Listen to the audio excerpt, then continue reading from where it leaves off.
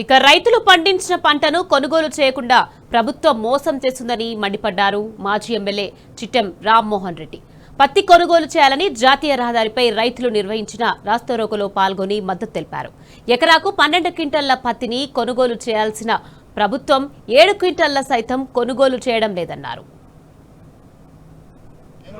अभी सर पूरा सब जगह में वो सेम चल रहा है। वो फार्मर का कैसे करना प्रॉब्लम सोल्यूशन क्या है? हम बोल रहे पूरा सोल्यूशन बोले तो सर वो जिनिंग तुम्हें लोग बोल रहे ना सर जिनिंग मिल बंद है ना सर।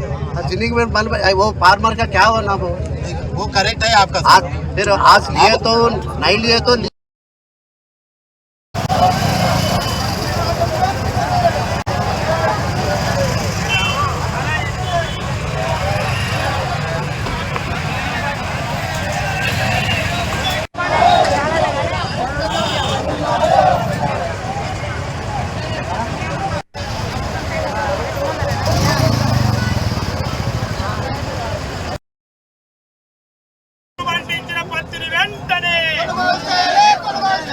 రైతుల పట్ల రాష్ట్ర ప్రభుత్వం ఉండి వైఖరి రాజ్యం ఇదే విరాజ్యం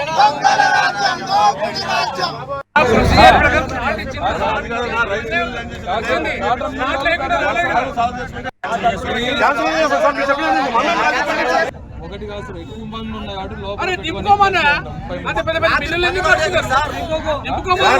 అన్లోడ్ అయిపోకో వేబిట్ మిల్క్ ఎక్కువ గంట సేపలు అయిపోతాయి.